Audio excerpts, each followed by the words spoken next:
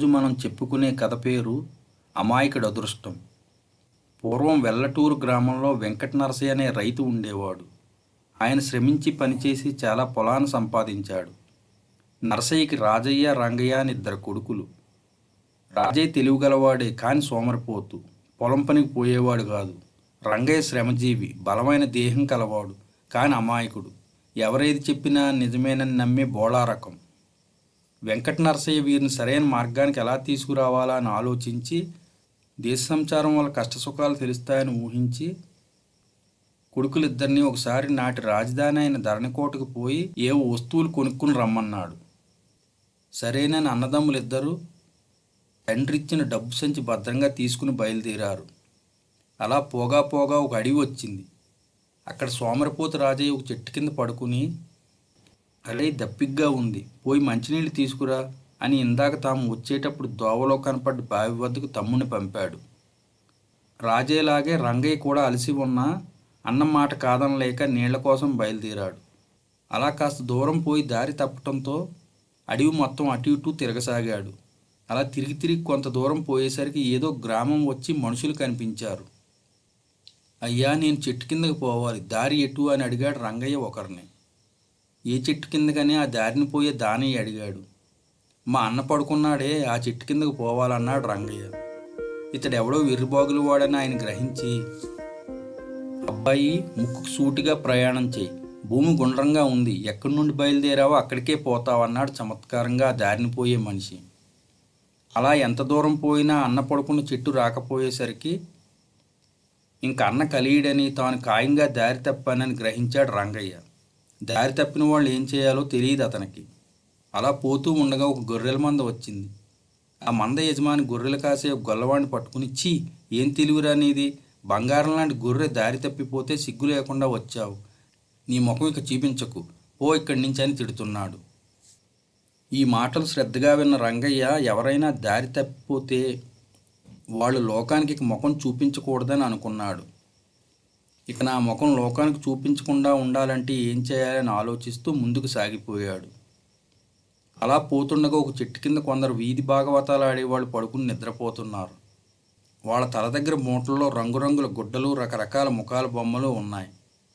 మెల్లగా చెట్టు దగ్గరికి పోయి రంగయ్య మూటలోంచి ఒక ముఖం బొమ్మను తీసుకుని, అమ్మయ్య, ఇది తగిలించుకుంటాను, ఇక నా అసలు ముఖం లోకానికి చూపనక్కర్లేదు అనుకుని దాన్ని తగిలించుకున్నాడు. రంగయ్యకి దొరికింది రామాయణం నాటకంలో వాడే ఒక రాక్షసి ముఖం. దాన్ని తీసుకుని రంగయ్య మరికొంత దూరం పోయేసరికి ఒక పాడుపడిన కోట వచ్చింది. అక్కడిద్దరు మనుషులు మాట్లాడుకుంటున్నారు. చూడరా చూడు, ఈ కోటను ఏ రాజు కట్టించాడో, ఎంత ధనం వెచ్చించాడో, చివరికిట్లా పతనమైంది. అందుకే అంటారు రాజుల సొమ్ము రాళ్లపోలని అంటున్నాడు ఒక ఆయన రెండో మనిషితో. ఈ మాటలు విన్న రంగయ్య, నిజమే, రాజుల సొమ్ము రాళ్లపోలేమో అని అనుకుంటూ కోట లోపలికి పోయి ఎవరూ లేని ఒక చోటు చూసుకుని అక్కడ ఎత్తుగా వెడల్పుగా ఉన్న ఒక గోడ మీద తగిలించుకున్న రాక్షసి ముఖాన్ని తీయకుండానే నిద్రపోయాడు. బాగా అలసిపోవటం మూలాన గాఢ నిద్రలోకి వెళ్ళిపోయాడు రంగయ్య. ఇంతలో రాత్రి అయ్యింది. రంగయ్య నిద్ర లేసేసరికి చుట్టూ చీకటిగా ఉంది. కింద కొందరు దొంగలు కూర్చుని తాము తెచ్చిన రత్నాలు, వజ్రాలు పంచుకుంటున్నారు. ఏమైతేనేం, ఖజానానే కొల్లగొట్టాం, ఈ రాళ్ల కోసం రాజు ఎంత సొమ్ము ఖర్చు చేసి ఉంటాడో అంటున్నాడు వజ్రాలను చూపుతూ ఒక దొంగ. అవును, రాజుల సొమ్ము రాళ్లపాలంటూ రంగయ్య గోడ మీద నుంచి దబీమని వాళ్ళలోకి దూకాడు. అకస్మాత్తుగా అలా రాక్షస ముఖంతో తమ మధ్యలోకి ఎవరో దూకేసరికి దొంగల గుండెలు అదిరిపోయి, అమ్మ బాబోయ్, దెయ్యం దెయ్యం అని అరుస్తూ ఆ వజ్రాలు అక్కడే వదిలేసి తలో పక్కకి పారిపోయారు.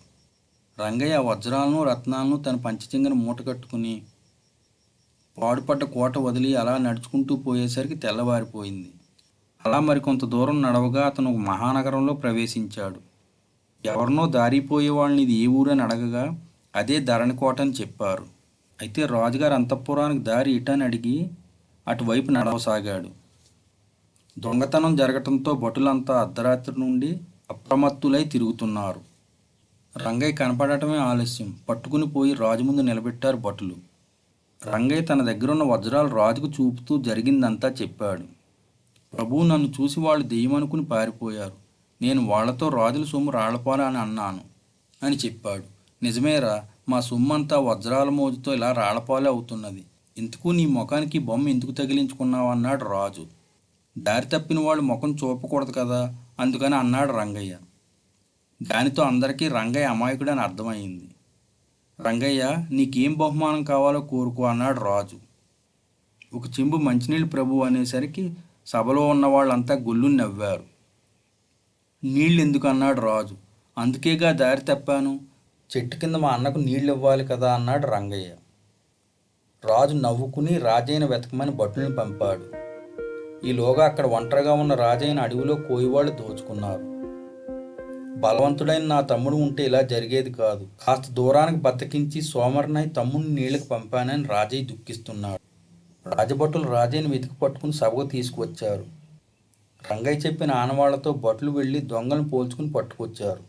రాజు ఈ అన్నదమ్ములిద్దరిని ఘనంగా సన్మానించి మంచి బహుమానాలు అది ఇచ్చి సాగనంపాడు. బహుమానాలు అందుకున్న రాజయ్య రంగయ్య ఇంటికి చేరుకుని జరిగిందంతా తండ్రితో వివరంగా చెప్పారు.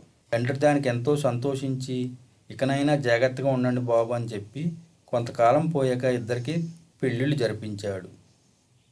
Please like, share and subscribe. మరి ఒక మంచి కథతో కలుద్దాం.